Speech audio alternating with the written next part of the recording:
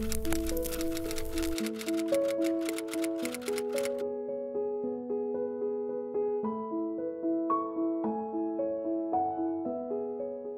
guys, welcome back to my channel. I hope you're all doing really well today. So I am back today to work on a thrift flip project with you guys. And if you watched my most recent thrifting video, you will have seen the dress that I'm going to be working with today. It is this 90s jumper dress that is this really beautiful kind of muted floral. I like the colors in this fabric a lot, and I really liked the feel of the fabric. It's very soft. So I thought this would be a good piece to try and recreate into something new. So what I'm thinking I'm going to do with this right now is turn it into some type of top with a sweetheart or square neckline and some puffy elasticated sleeves. I really want to preserve the covered button detail that is going down the front because I think that's really, really beautiful. But I think I might add some sort of peplum style. So I'm going to play around with it a little bit, sketch it out and see what I think will work. But let me go ahead and try this on and show you guys what it looks like as is. Okay, so here is what the dress looks like at the moment. Definitely not my style, but I do really love the colors on this. So I definitely think we can make this into something that will work with my wardrobe a little bit better. So right off the bat, what I'm thinking about doing is ripping off the skirt to turn this into a top and then cutting across here so that I can add a sleeve with an elasticated top to the shoulder area. The only thing I'm a little bit concerned about is that the armholes are cut so low that I'm worried there won't be enough fabric there to make a sleeve work, but hopefully that'll be okay. And then I'm thinking I'll use the skirt fabric to create the sleeves and then also to add a ruffle at the waistline. Now I might end up creating some darts at the waistline as well just to make it fit a little bit better, but that is kind of what I'm thinking. So let's see what we can turn this into. So the first thing I'm going to do is just take my seam ripper and use it to remove the top from the skirt. I'm also going to use it to take out the hem around the armholes to hopefully give me a little bit more fabric right there. So I'm just going to get started on that now.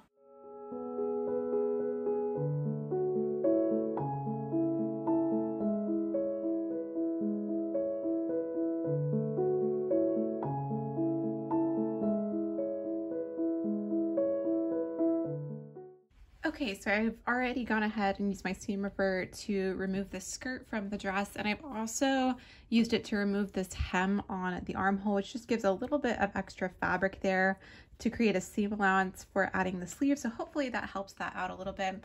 So what I'm going to do now is go ahead and cut my neckline to where I want it.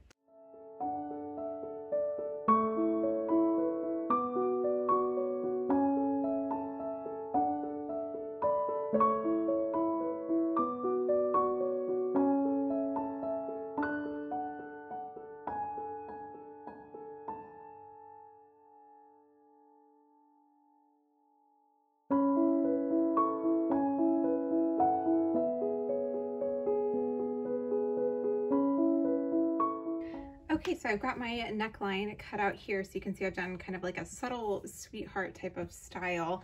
And then I'm going to go ahead and cut out the sleeves. And what I've decided to do for that is use this McCall's pattern short puffy sleeve. You can see that this has a very similar style with the sweetheart neckline. And then since I have cut off the shoulder straps, this will sew on really well into the armhole. So I'm going to use the skirt fabric to cut that out.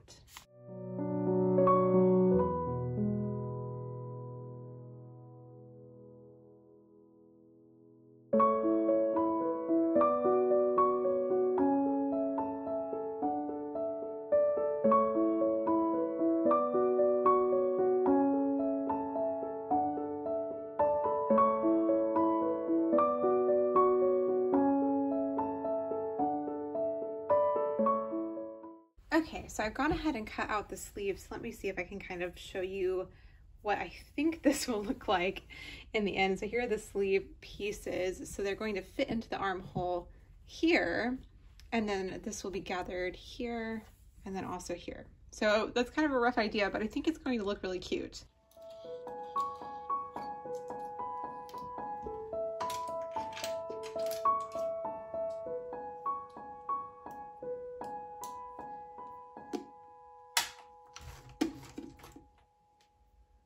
So it is a few days later, but I'm actually just now getting around to adding the sleeves to my top. So let me show you guys where I'm going to start with this. So here is what the sleeve piece looks like. So what I'm going to do is sew the side seam together, and then add a elastic casing along the top edge and along the bottom edge to turn this into a gathered puffy sleeve. So hopefully it will look really cute.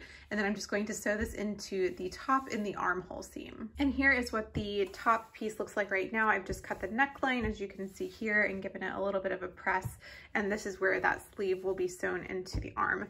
So I'm going to go ahead and get started on making the sleeves now.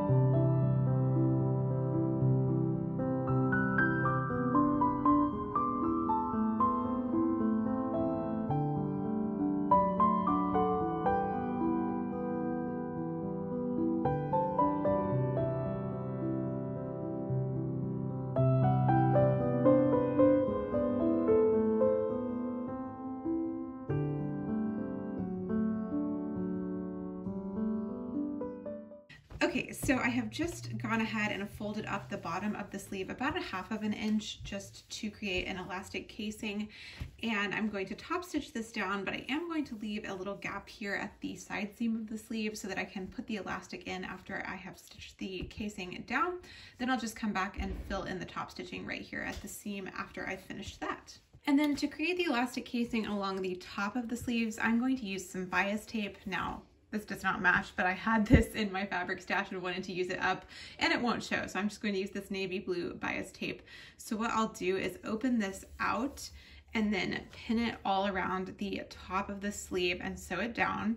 Then I'll turn it towards the inside and then top stitch, leaving enough of a seam allowance to add the elastic through with the safety pin, and that will create the elastic casing for the top of the sleeve.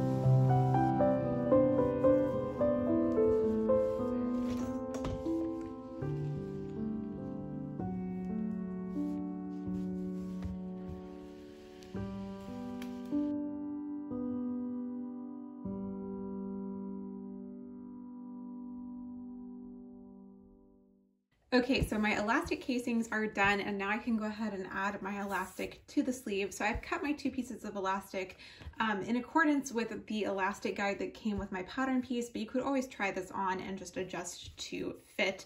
So I'm going to use a safety pin and just thread my elastic through each of the elastic casings.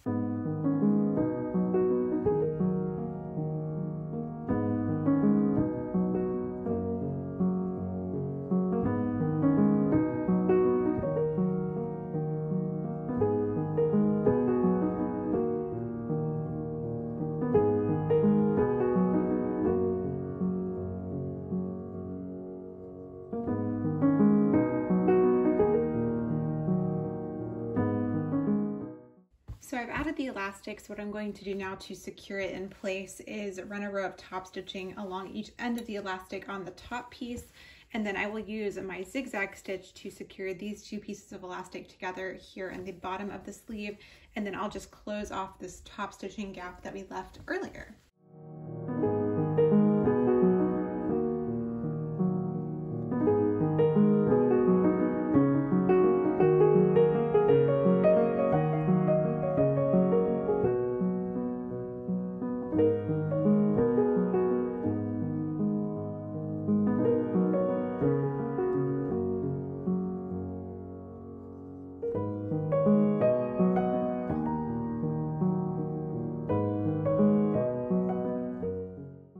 I finished the first sleeve and I'm feeling a little bit impatient, so I'm going to go ahead and add it to the top just so I can see what it's going to look like. So what I'll do here is match up the side seams and then just pin this into the armhole.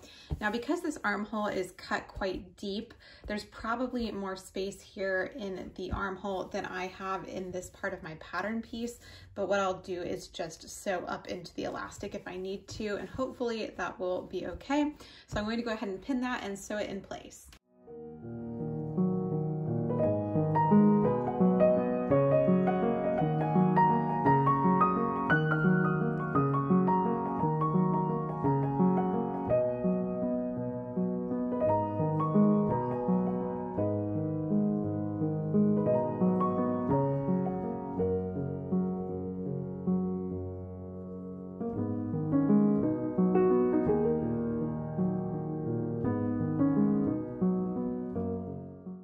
So here's what the sleeve looks like now that it is set into place, and I think this is already looking so cute, so I'm really excited. I felt a little bit unsure, but I think this is going to come together really nicely.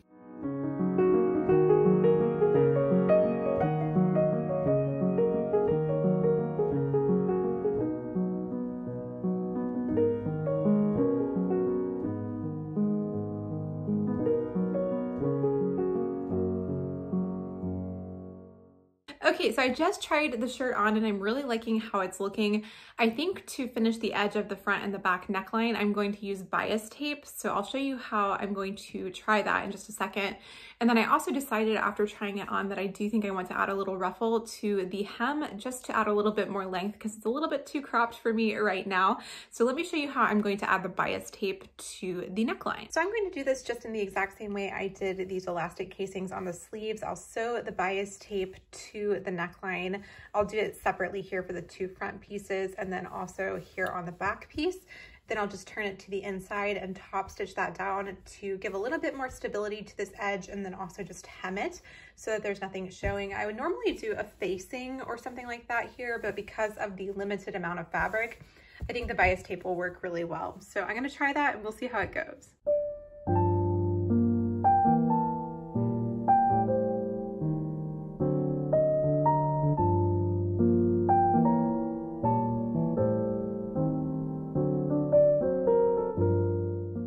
Okay, so here is how the bias tape did. I think this looks really nice. This side has the bias tape and it's turned towards the inside. This side is still the raw edge.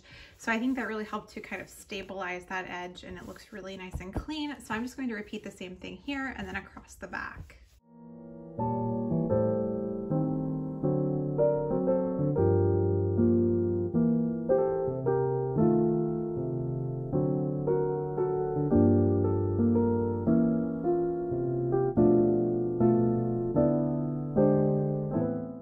Okay, so I finished up the neckline, so I'm going to move on now to making the ruffle for the bottom of the shirt. So I've cut out 2 strips of fabric from the skirt of the original dress, and each of these has the hem on one end. So I'm going to keep that hem so that that is not a raw edge there. And then what I'm going to do with these 2 pieces is sew them together along this back seam and then use my serger to finish that edge so that I have one long strip of fabric.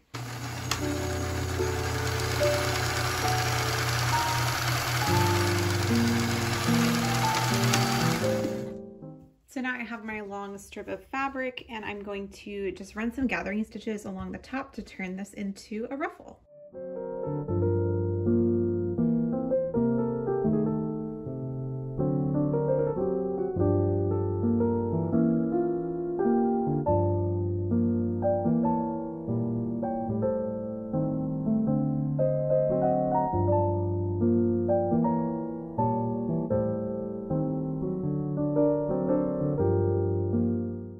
So I've gone ahead and pulled up all of my gathering threads and adjusted this ruffle to fit the hem of the shirt.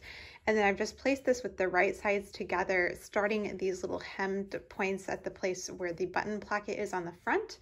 And then I'm just going to sew this to the shirt to create that ruffle.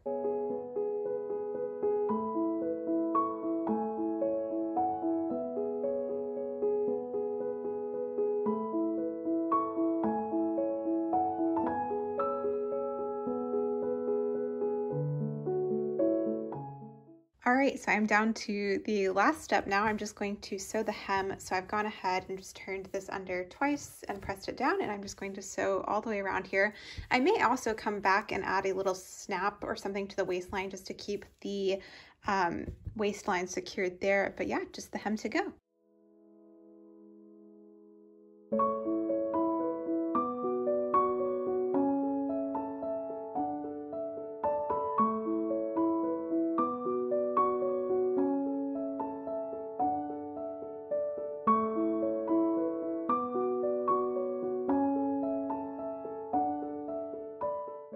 All right, so here is how the final shirt turned out. I'm really happy with it. I love the cut of it. I did decide not to add darts to the bodice, and I think I'm really happy with that call because I like the slightly boxier fit. I'm also really loving the neckline here in the front, and I'm really glad I kept the covered buttons. And these elasticated puffy sleeves are one of my favorite patterns that I've discovered recently, so I'm really enjoying how comfortable they are and how easy they are to sew. So I hope you guys enjoyed seeing this thrift flip come together. It's definitely a big change from the original piece, and I had a lot of fun working on it. Thank you guys so much for watching and hanging out on my channel here today. If you are new around here and you haven't subscribed and you would like to stay tuned for my future sewing or thrifting videos, you can go ahead and subscribe by clicking the red button down below, and I would really appreciate it. And if you're interested and want to follow me over on Instagram or TikTok, I am trying to post more consistently on both of those platforms, so I will have those linked down below in case you'd like to check me out over there. But that's all for me today. Thank you guys so much for watching, and I'll talk to you in the next one. Bye!